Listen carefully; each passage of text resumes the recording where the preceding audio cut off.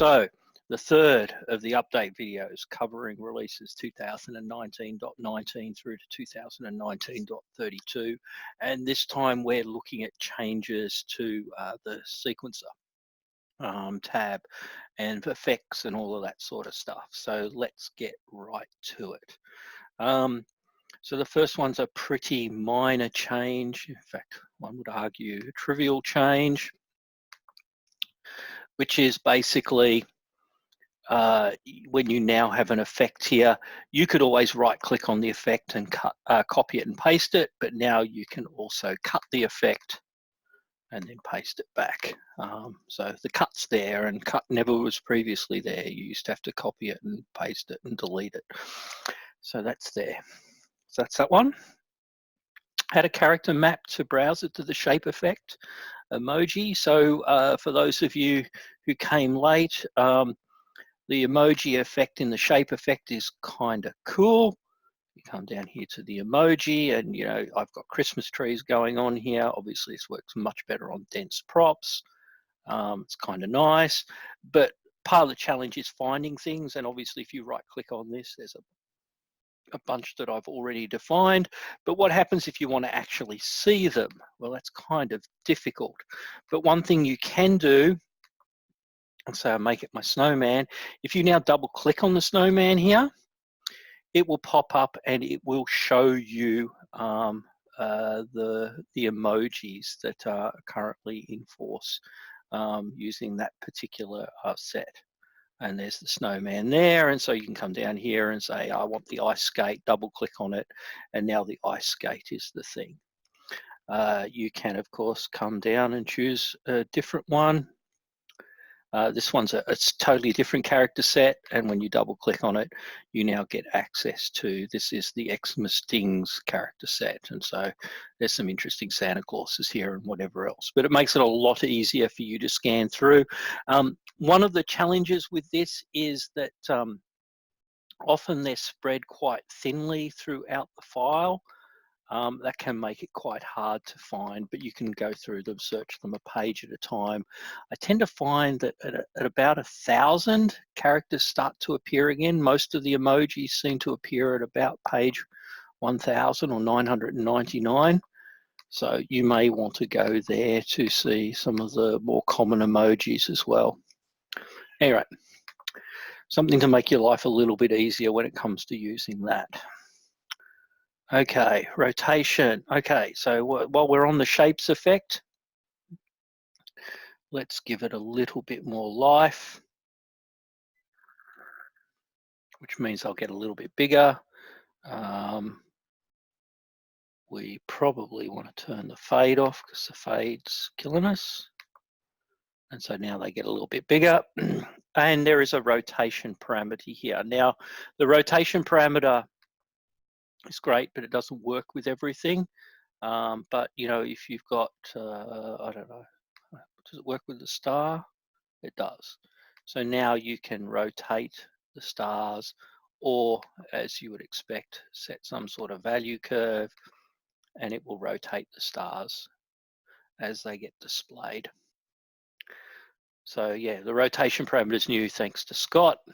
He also added the ellipse effect here. And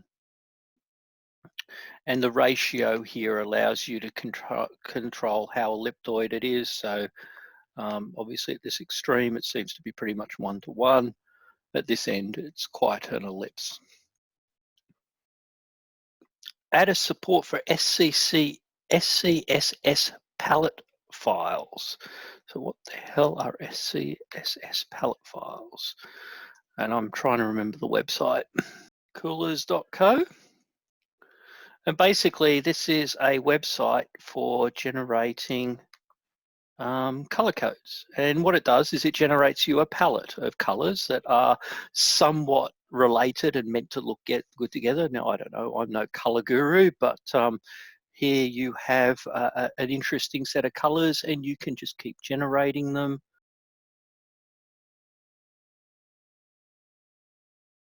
Watch. It is. There you go. I'm pressing the space bar and it just changes between various palettes. But let's say you find a palette that you like. I don't know, it's not a very good one, but that'll do. You can export a SCSS file here, and that will go into my downloads folder. And now I can come across to here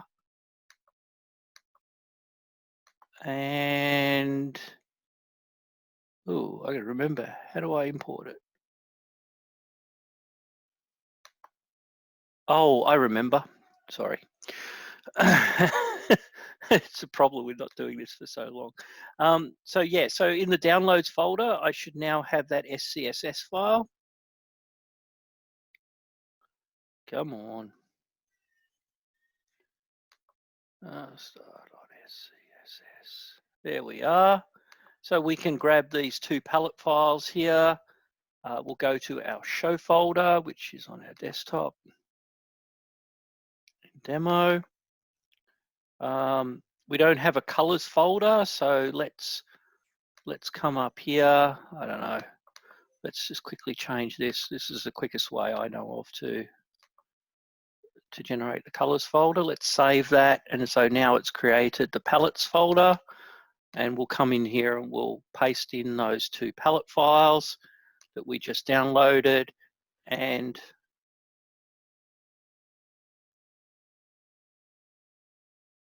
we may have to,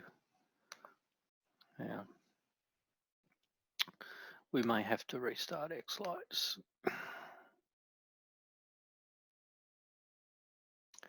No. Fire up xLights again.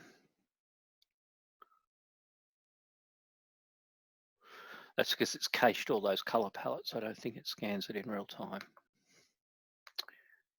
And if we come over here to our palettes, are they there? Don't seem to be, do they? Oh, there they are. There it is. These two here. There we go. Palette and palette one. Okay, so maybe they were there and I just didn't see them. Anyway, so there's your palette files which have been generated. So now you can use a website like this, press the space bar a few times, find a color palette that you think suits your song, and it saves you having to invent all your colors. Now, the risk you run, of course, is that these are obviously colors designed to look good on a website more than anything, and there's a risk that they won't necessarily look as great on your pixels, but it may still inspire you to certain color combinations that have the right amount of contrast, etc., that you want to use in your show. Anyway, that's why that's there. All right, let's keep going. Extra modes to VU meter. Okay, so this one's kind of cool. So one of the challenges that people have always had if they have arches is you want to have effects bounce backwards and forwards across your arches in time for the music. But what happens if your music is not a consistent beat? Right, and then you've got all of this complexity and it's a pain in the backside to basically do. So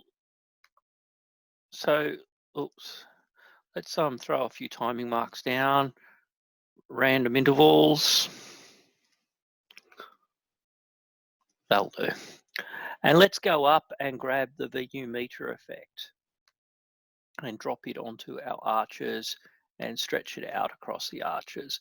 And let's imagine that these were my beats in my song and I want my arches to bounce backwards and forwards in time with the beat.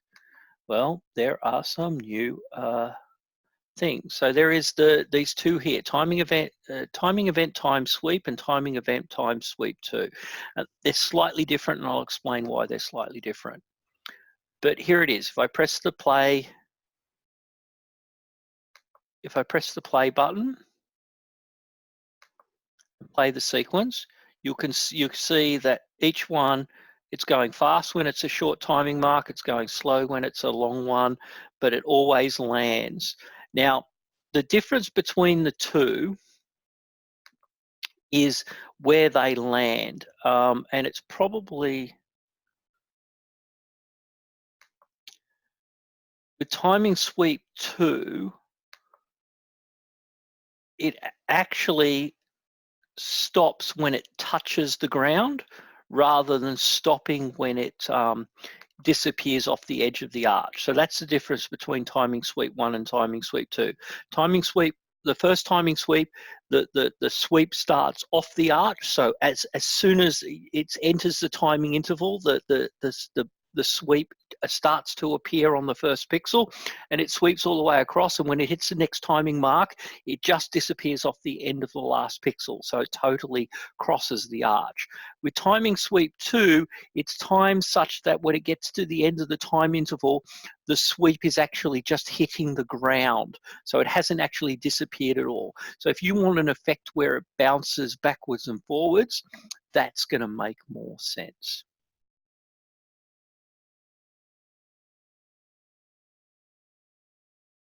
Sequence. Okay, save audio volume. This one is simple. The audio up here. Now, if you set it to very quiet, every time you restart xLights, it will stay very quiet. Lee added that. Add preset length to the panel, to the presets.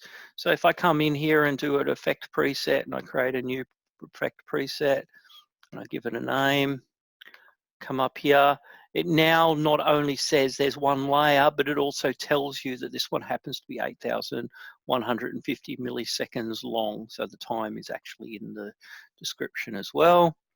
When editing the jukebox, oh, okay. So for those that haven't played with jukebox, here's jukebox. And now when you want to define a jukebox, what you want to do is you want to associate an effect with the jukebox, and you do that by right-clicking on the button. And now when you right-click, this dialog box always appears right where it is. It used to appear generally up in the top left-hand corner of the screen, which was, let's say, more than a little annoying. So that's fixed. When dropping a video file, get smarter about the length of the effect created. So people may not know that you can do this, but if you grab a MP4 file or a movie file, it really doesn't matter what it is.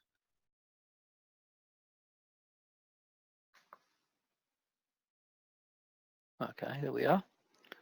So if I grab this video file here and I come back to xLights and I drop it, it used to drop the video just 1 second long.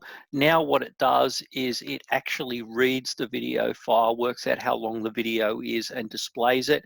Now, if the video is really long and it goes off the edge of the display, it will, of course, stop it at the end. That was red because video effects do not render onto single line elements like arches. So that's why that was red. So yeah, that's a smarter video effect dropper. The dash shimmer effect on phonemes. So this is kind of cool. So let's go and cheat and very quickly download a singing face element. And wait, here it is. Okay, so we want some singing elements. I don't know. Let's grab the bulb. Looks good. We insert it, save. I assume that the face is all defined in there.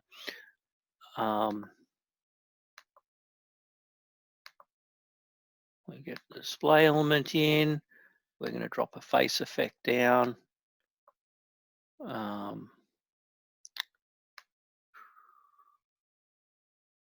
All right. And we're going to come up here. We'll define a timing mark.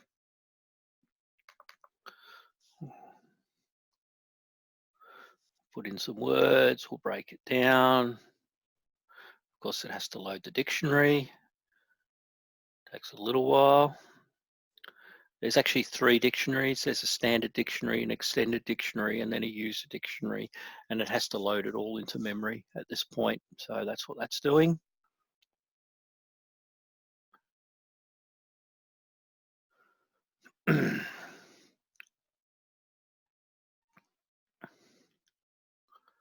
Right, and of course we want to now break everything down. Break down the words, done. that will do. We come down to here. Yes, we want to use the timing track. We want to use the new timing. And so there's a couple of things you can do here. So this one here with the shimmer is, let's say this E here. What I can do is if I double click on this and put dash shimmer on the end of it, then when it plays, it actually, see how it flickers while it's playing the E? Oh, stop. I'll double click. All right. Stop. And we play it again. And you'll notice when it gets to that E, the mouth will shimmer. And that's because I put the dash shimmer on the end of the phoneme. Where's that useful, or why would you want to do that? Sometimes if someone's doing a bit of an O sound and maybe they're sort of yodeling a little or something, and you want to have that sort of mouth flicker while it goes on, it might be useful. And rather than having to turn the effect on and off, etc., or put a dedicated shimmer on it, you can just edit the phoneme and it will then automatically shimmer those pixels. Now, it obviously will not work for a matrix face. It works well for pixel type faces like this particular one. So that's that one. There's a couple here which I probably won't demo, but basically what Scott's done is, if you've ever opened up a sequence and the audio file wasn't found, maybe the audio was, you'd moved it into a subdirectory like an audio directory, etc. Scott's just made the program a little bit smarter. It will actually go and hunt around a little bit for the audio file before it bothers to prompt you. It will also tell you the name of the audio file when you're going to find it as well, to ideally make it a little bit easier to discern which one you should be choosing when you do eventually locate it. So just a couple of things there to make your life a little bit easier. When using the jukebox, always show the effect properties. So we can show that. You know, we're currently looking at this singing face here. But if I come up here and click the jukebox button, when I click the jukebox button, of course, I've set it up to point to this VU meter effect here. And so when I click the button, it changes all of the property panels, etc., to reflect the properties that are on here. This becomes important because if you're using the jukebox to control and you want to do some sort of real-time sort of tweaking of the effects, etc., you obviously want to make sure that all the panels are displaying the things that you need it to display at that point. And so that's why the jukebox panel now does that. Selecting waveform. So in the past, if you accidentally selected a handful of pixels here, it would go and do weird things like start playing the song rather than just selecting a particular point on the sequence. And now to make it a little bit less sensitive, as long as you choose less than 5 pixels, it will just select it like you single clicked. You actually have to drag it out a little bit before it's actually going to select a region. Just a slight usability improvement. Add some more snowflake styles. So this relates to the snowflake effect, which is spiral. So it should be before there, snowstorm, snowflakes. Okay, so there's now a few more snowflake options here. So you've always had the first 5 or so. Oh, hang on, it says playing with the max flakes instead of playing with the types. So you've always had these various varieties of snowflakes, and now you have these extra ones. So these are slightly bigger snowflakes, even bigger snowflakes, and some slightly different ones. And basically, as props get bigger, or as you end up wanting to put this over the entire house, sometimes having a bigger snowflake will produce a more interesting effect. And so that's why that's there. Of course, you always have rotozoom that you can play with as well. Add the effects grid representation in transition. So yeah, this is kind of cool. This is something that, it was Kevin who added this. So if you now got this video and you come up here to the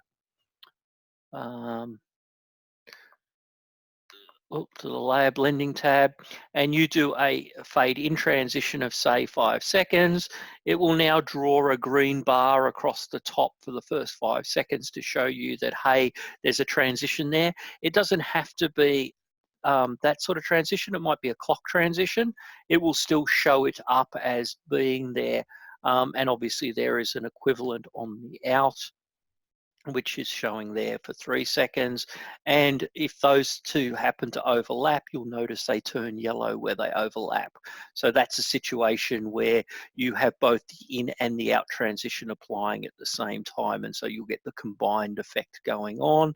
And there is a setting up here for those people that really can't stand it, where they can turn it off. He says, oh, we really have to clean this up. Suppress transition hints. So if you suppress the transition hints, they go away and you can't see them anymore. So if you find it looks cluttered, you can always do it. The fold transition type. So the fold transition type is a new transition type, which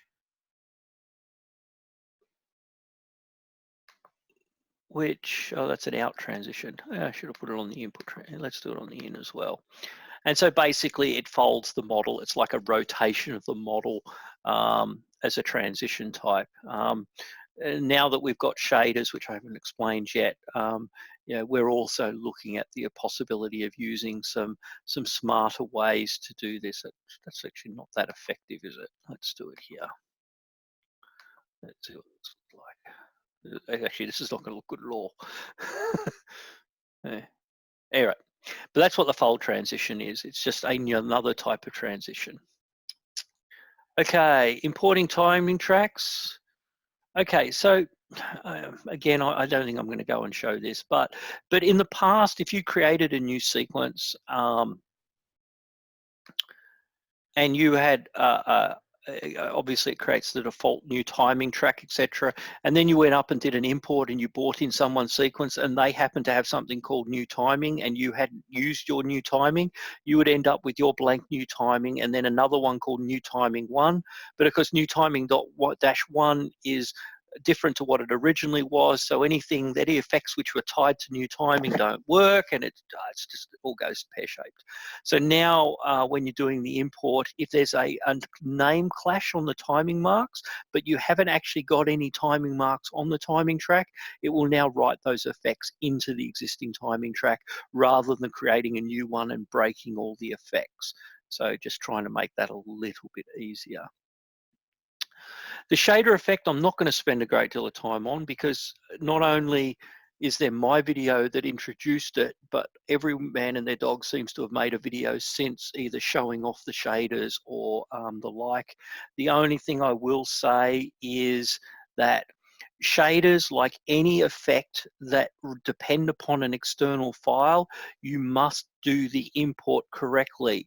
Some people have been complaining that there's no batch edit here. There is actually now, although not in 32, it'll be in 33. I forgot to put the batch edit setting here, but you can now do the bulk edit. But people complaining it wasn't there and therefore they couldn't import their sequences and they're broken. If that's happening to you, then you're doing import wrong. Because when you do an import, and there was a video on X Essentials which also made this mistake, where you go and you change your show folder to be the person's show folder that you're importing from, you open the sequence, you render the sequence, you watch it, you see what it looks like, etc., and everything else. But you must then save the sequence.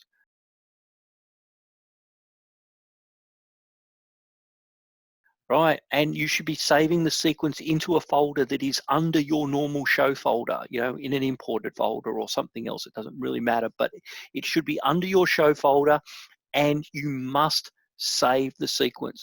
Why is it so important that you save the sequence? Because if you do not save the sequence, it doesn't fix up the names of all the file locations.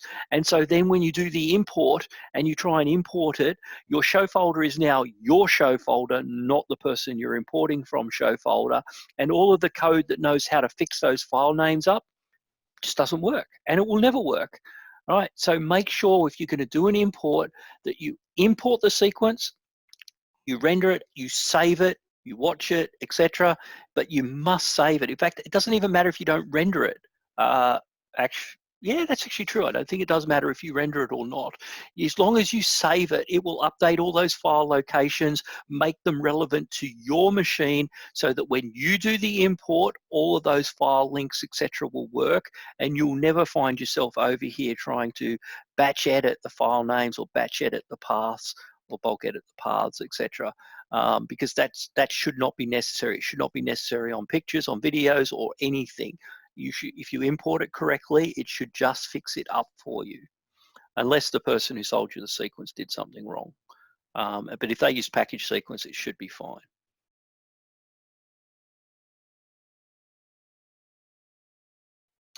File name to tooltip in the color curve buttons. What does that mean?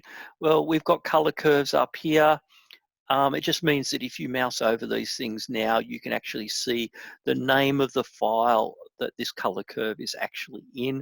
It's not incredibly relevant when it comes to the ones that come stock standard with xLights, but if you've saved some yourself, or maybe you're colorblind or whatever, it can be useful to come here and see what sort of color curve that actually is. Okay, moving on. Controlling gravity. We've always wanted to control gravity. The liquid effect, which is here, wonderful effect. We'll give it a little bit of time. There's now a new setting here called gravity, where you can change the strength of gravity, and obviously if you increase it, things are going to fall a little bit quicker. Interestingly, if you decrease it, you can get weirdness like negative gravity. So now everything is being pushed out, but then it wants to go up, and so you end up with it gathering towards the top. So yeah, you can now control gravity, and even better, of course, like you've always wanted to do with gravity, you can change it over time. So start negative and then increase, make it positive, and so forth. So have fun with gravity. Play God for a while. Okay, warning check sequence if trying to use shaders on OpenGL less than 3. One of the things about shaders that we've struggled a little with is that they run on your graphics card in your computer, which means you need to have a reasonable graphics card. You don't need anything elaborate, and to be honest, I think it would largely work on almost any graphics card. But you also need a good set of drivers for your graphic card that support OpenGL version 3. If you don't support that, then basically the shaders will not compile. And when you drop a shader on, it'll either turn yellow, because the colors that when you drop a shader the first time, all right, it's red. Red means there was no shader file, or the shader file here could not be found. And so you need to fix it up. If it turns yellow, that means that when we tried to process the shader file, an error occurred and the shader file doesn't work. So it exists, we can find it, but when we try to use it, it doesn't work. If in the rare circumstances your matrix turns a cyan color, this is a cyan color here, this light blue, that means that we found a problem with the compatibility settings where basically your graphics card does not appear to be able to support what we needed it to support to do the shader. And so the only fix for that is either replace your graphics card or try updating your driver. Often as not, you just need a good set of drivers from your graphics card vendor, and generally speaking, almost every graphics card, unless your machine is extremely old, should work. The shader download option, again, you've all seen it. There's this download option here, which basically gives you a quick set of shortcuts into a whole bunch of shader effects from the internet. This library is maintained based on feedback that we get. So if you find a great shader and you want to send us a link to it for us to include it, feel free to do so. You can go through, look at the images here, choose the one that you want. When you're happy with it, you can either click the download button here, or you can actually just double click here and it will download the shader and load it up and compile it. This one doesn't look all that great at that setting. There's a setting you need to change here, thickness or something, I can't remember what it is. Oh, it's starting to look better. There we go. Now we're starting to get things. There we go.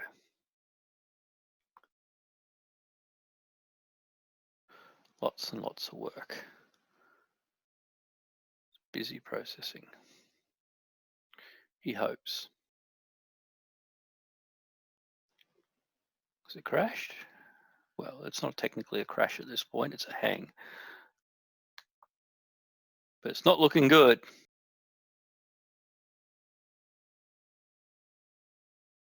Okay, so the other thing about shaders is we've now given you control over time as well. So not only can you control gravity, but you can now control time. And that's in these settings here. So if you've got a shader, let's go back and download one. Where is it? Trying to remember which one it is. Oh yeah, this one here flows from right to left. It looks great. All right, so there it is there. If you want it to flow backwards, you now have control over time, and you can actually set time to flow backwards, in which case the shader runs backwards and it flows from right to left, and it tends to aggregate rather than disperse. So you now have control over whether time runs forward, in this case fast, or whether time runs backwards. You can also, some shaders take some time to develop. They don't start off immediately. Sometimes shaders take a little while to develop, in which case you may want to play with the lead-in frames. And what that basically does is it skips over a number of frames in the shader, and so it picks it up after a certain point. So if you've got a shader that starts off not doing much but then develops over time, and you want to skip over the bit where it doesn't do much, you can increase the number of lead-in frames. Overlapping pixels. This is going to kind of be a little bit hard to show without a lot of fiddling around, which I don't really want to do.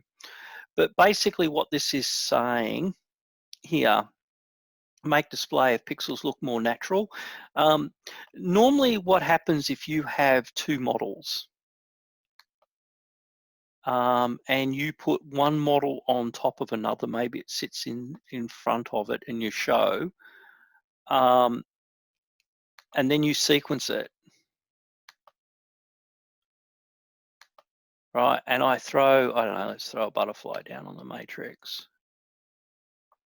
Okay, normally the element that was in front would significantly, basically would hide, not so much in that preview, but in this preview.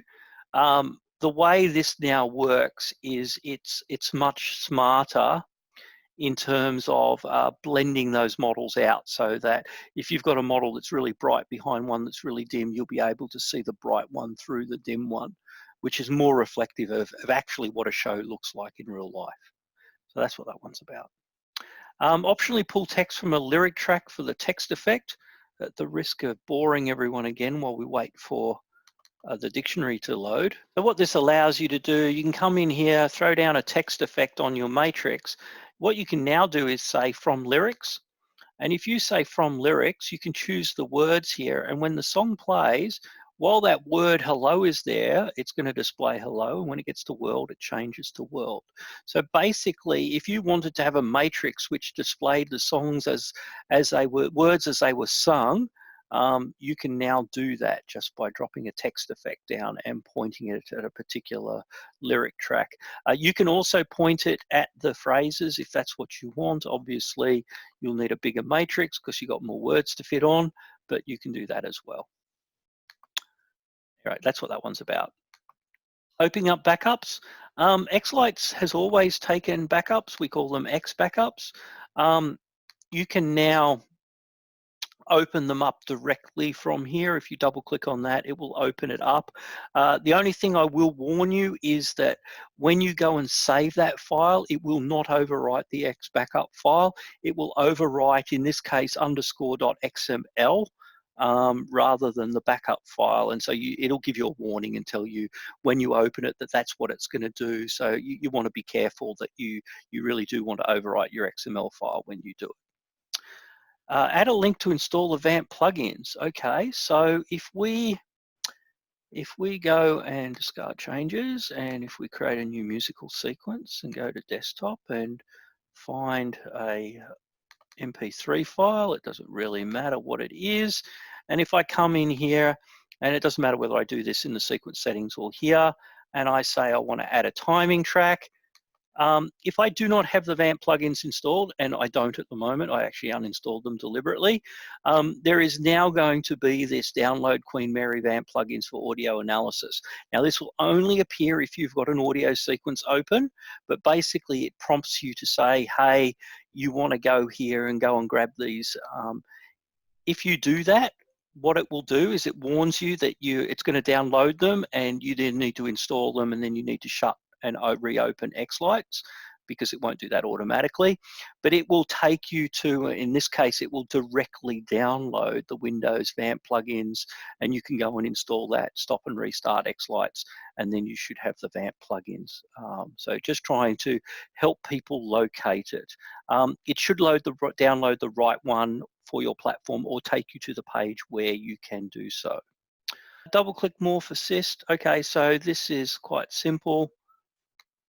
If you throw a morph down, if you bring up the Morph Assistant window, there it is there. It's not very exciting on an arch. Let's go and put it up on a matrix. It's a little bit more exciting. If you start dragging these things around, etc., and you wanted to reset them back to the corners, you can now just come into here, double click, and it will push everything out to its nearest corner. So that means if you want 2B to go to the bottom left, you move it closer, 2B appears down in the bottom left. So that's what that one's all about.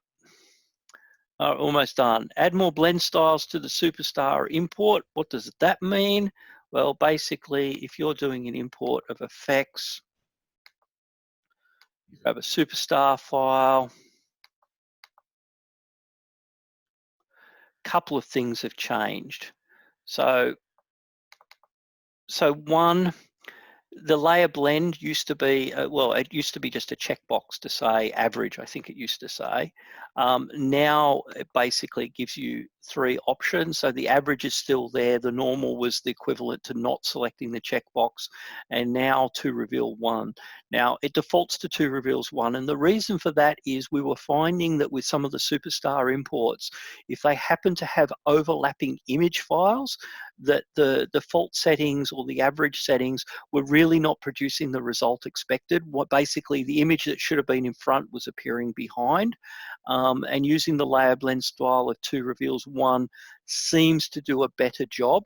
But all of the options are still there. So if you don't like what it does, or you prefer how it used to work, you can still get to it, but it now defaults to what I think is possibly a better default setting. Although by all means, I've never actually used Superstar, so it's possible.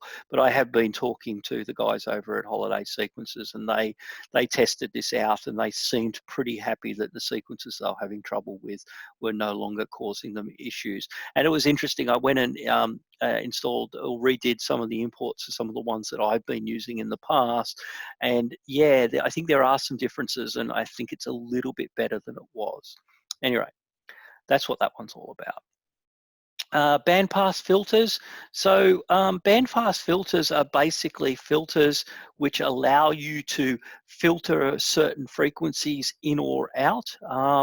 There's 3 predefined ones. Basically, the treble waveform is your middle C to upper C. Your alto goes from upper C to upper C above that, and your bass is from middle C down to the C below that.